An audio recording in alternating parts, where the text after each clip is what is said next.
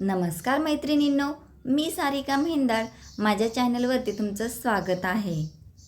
तर आजच्या या व्हिडिओमध्ये आपण जाणून घेणार आहोत या श्रावणी सोमवारी शिवपूजन घरच्या घरी अगदी साध्या सोप्या पद्धतीने कसे करायचे, शिवामूठ कोणती आणि कशी व्हावी, शिवामूठ किती वेळा अर्पण करावी, कोणते धान्य घ्यावे, शिवामूठ वाहताना कोणता मंत्र म्हणावा आणि आपल्या मनातील एखादी इच्छा पूर्ण होण्यासाठी या दिवशी आपण कोणता सोपा उपाय करायचा आहे, तसेच उपवास कधी सोडावा, उपवासाला कोणते पदार्थ खावे, कोणते पदार्थ खाऊ नये आणि सर्वात महत्त्वाचं या दिवशी सेवा करायची आहे, काय करायचे आहे, अशी संपूर्ण माहिती या व्हिडिओमध्ये मी तुमच्यासोबत शेअर करणार आहे. त्यामुळे व्हिडिओ स्किप न करता अगदी शेवटपर्यंत नक्की ऐका. बघा, श्रावण महिन्यात घरोघरी भगवान शिवशंकरांची पूजा केली जाते. कारण श्रावण महिना महादेवाला अत्यंत प्रिय असा महिना आहे. त्यातले त्यात सोमवार हा शिवशंकरांचा आवडता वार आहे. त्यामुळे श्रावणी सोमवाराला विशेष असं महत्त्व आहे. श्रावणी सोमवारी सर्वांनी अगदी उत्साहात आनंदाने शिवांची पूजन करून व्रत करायचे आहे. शक्य झालं तर दर सोमवारी आपल्याला महादेवांच्या मंदिरात दर्शनासाठी देखील जायचे आहे.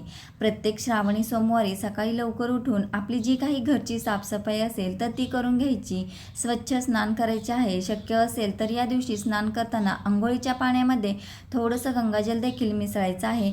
स्नान केल्यानंतर तुम्ही संपूर्ण घरामध्ये फक्त बाथरूम सोडून संपूर्ण घरामध्ये पूजेच्या ठिकाणी गंगाजल शिंपडून घेऊ शकता. शिवपूजात गंगाजलाचं सुद्धा खूप जास्त महत्त्व आहे आणि शक्य असेल तर बघा, या दिवशी पांढऱ्या रंगाचे वस्त्र परिधान करा. शिवाला पांढरा रंग हा अतिशय प्रिय आहे. त्यानंतर श्रावणी सोमवारची पूजा सकाळी आपली देवपूजा करून झाल्यानंतर तुम्ही लगेच केली तरी सुद्धा चालते. पण सकाळी जर तुम्हाला वेळ नसेल तर अशा वेळेला सायंकाळी प्रदोष काळामध्ये तुम्ही श्रावणी सोमवारची शिवलिंगाची पूजा केली तरी सुद्धा चालते. श्रावणी सोमवारी शिवपूजा करताना चौरंग किंवा पाट मांडून घ्यायचा. त्यावरती पांढरे वस्त्र अंतरायचे. सुरुवातीला दिवा लावून घ्यायचा आणि देवघरातील गणपती बाप्पांची मूर्ती आणि शिवलिंग पूजासाठी घ्यायचा आहे.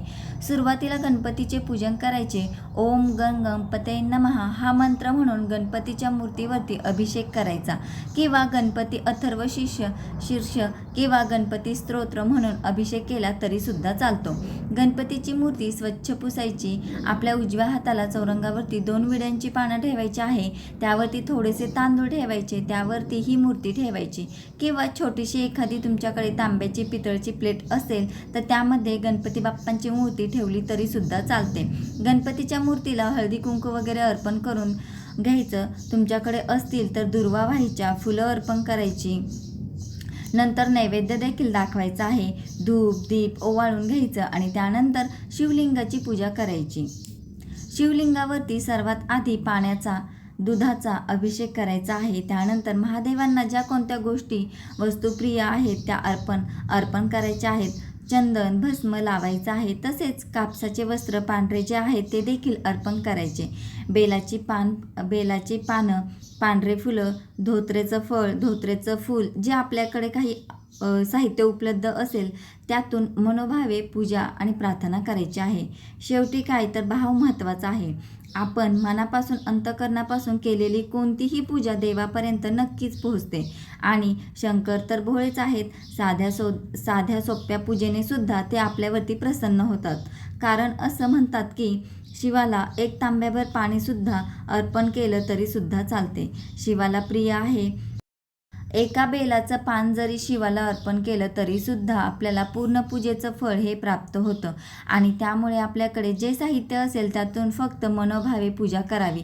पूजा करून झाल्यावरती मग आपण शिवलिंगावरती शिवामूठ अर्पण करायचे आहे. शिवामूठ तुम्ही घरी पण अर्पण करू शकता किंवा मंदिरामध्ये जाऊन सुद्धा अर्पण करू शकता. किंवा तुम्हाला मंदिरामध्ये जाणे शक्य नसेल आणि घरी पण तुमच्या शिवलिंग नसेल तर तुम्ही मातीपासून किंवा वाळूपासून पार्थिव शिवलिंग तयार करून त्याची पूजा करून त्यावरती पण शिवामूठ वाहू शकता. बघा, जर तुम्हाला 108 बेलपत्र मिळाले तर शिव अष्टोत्तर नामावली म्हणत म्हणत तुम्ही बेलपत्र शिवलिंगावरती अर्पण करा. पण तुम्हाला 108 बेलपत्र नाही मिळाली तर जी काही बेलपत्र असतील ती तुम्ही एखाद्या प्लेटमध्ये ठेवा, त्यावरती आपला उजवा हात ठेवा आणि ती सगळी बेलपत्र जी आहेत ती आपल्या उजव्या हातामध्ये शिव अष्टोत्तरी नामावली म्हणा आणि त्यानंतर ती शिवलिंगावरती अर्पण करा. आणि त्यानंतर आपल्याला शिवामूठ ही अर्पण करायची आहे. शिवामूठ ही कधीही कोरडी अर्पण करायची नसते. बघा, शिवामूठ ही आपल्याला थोडीशी ओलसर करायची आहे आणि नंतरच ती अर्पण करायची आहे. आता ही ओली पण कशा प्रकारे, तर बघा, एखाद्या ट्रेमध्ये किंवा प्लेटमध्ये तांदूळ घेऊ शकता. मी तुम्हाला पहिल्या सोमवारची पूजा सांगत आहे, त्यामुळे पहिल्या श्रावणी सोमवारची शिवामूठ जी आहे तर ती तांदूळ घ्यायचे आहेत. ज्या सोमवारची जी शिवामूठ असेल ती तुम्हाला एखाद्या प्लेटमध्ये घेऊन त्यामध्ये थोडंसं पाणी टाकायचं, ती शिवामूठ ओली करून घ्यायची आणि 3 वेळा आपल्या मुठीमध्ये घेऊन 3 वेळा शिवामूठ अर्पण करायचे आहे. शिवामूठ अर्पण करताना पहिला जो मंत्र आहे तो अशा प्रकारे आहे: शिवा शिवा महादेवा, माझी शिवामूठ ईश्वर देवा, माझ्या मनातील इच्छा पूर्ण कर रे देवा. असं 3 वेळा म्हणत म्हणत तुम्हाला 3 वेळा शिवामूठ अर्पण करायची.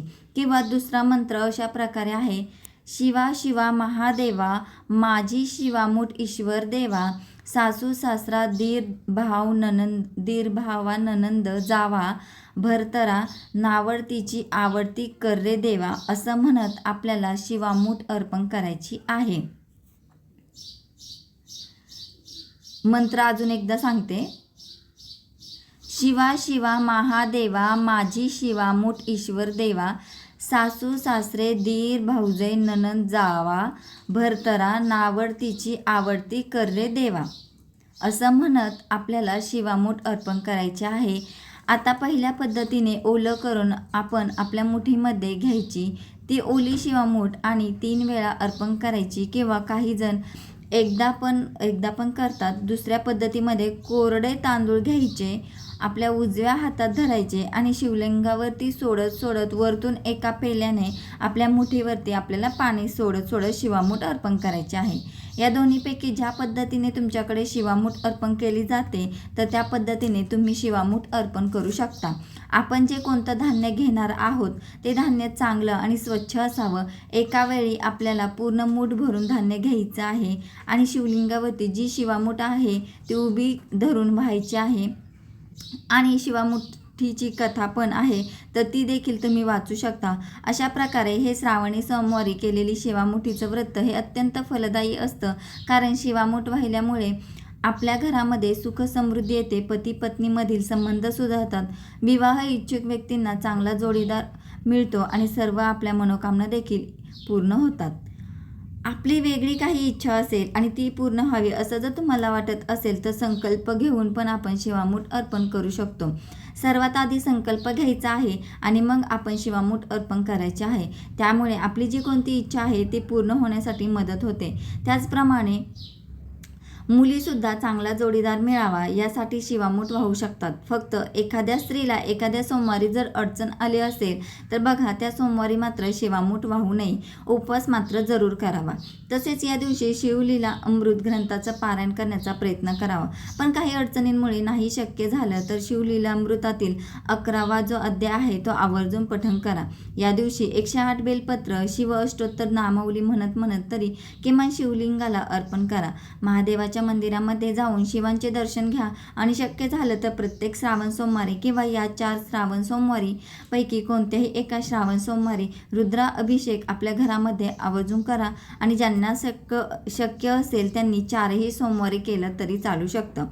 श्रावणी सोमवारचा उपवास महिला, पुरुष, मुलं, मुली अगदी प्रत्येकजण करू शकतात. यापूर्वी कधीही तुम्ही श्रावणी सोमवार पकडले नसतील तर यंदाच्या पहिल्या श्रावणी सोमवारपासून या उपवासाला तुम्ही सुरुवात करू शकता. श्रावणी सोमवारचा उपवास हा रात्री सोडला जातो. त्याचप्रमाणे श्रावणी सोमवारच्या उपवासाला 2 वेळा मीठ खायचं नसतं. 2 वेळा मीठ खाल्ल्याने हा उपवास मोडतो आणि श्रावणी सोमवारी किंवा महादेवांच्या कोणत्याही उपवासाला भगर देखील चालत नाही. भगर खाल्ल्याने सुद्धा सोमवारचा उपवास किंवा महादेवांचा जो कोणता उपवास व्रत असेल ते देखील मोडले जाते. त्यामुळे या दोन्ही गोष्टींची काळजी घ्यायची आहे.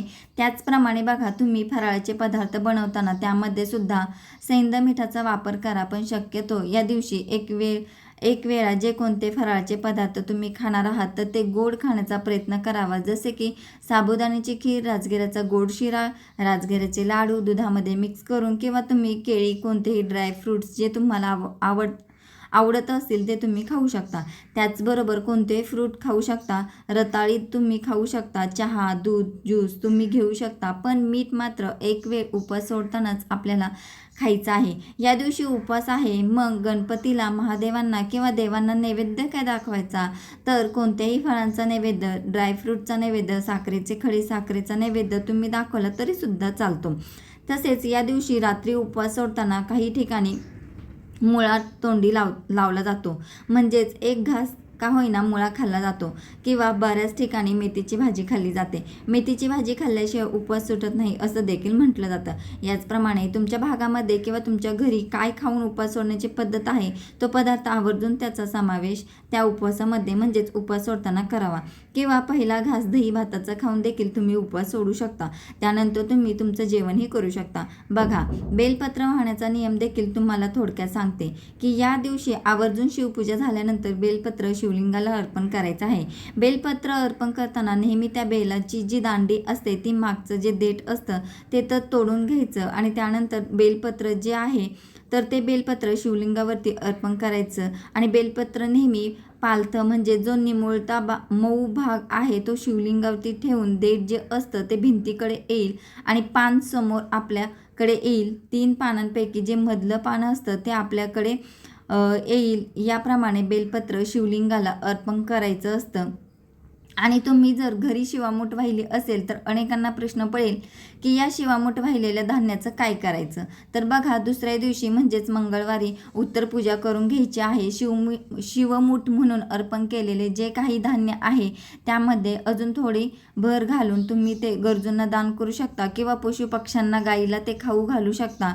मंदिरामध्ये केली असेल तर उत्तमच. त्याचप्रमाणे बेलपत्र, फुले वगैरे जे काही आहे ते निर्माल्यामध्ये टाका.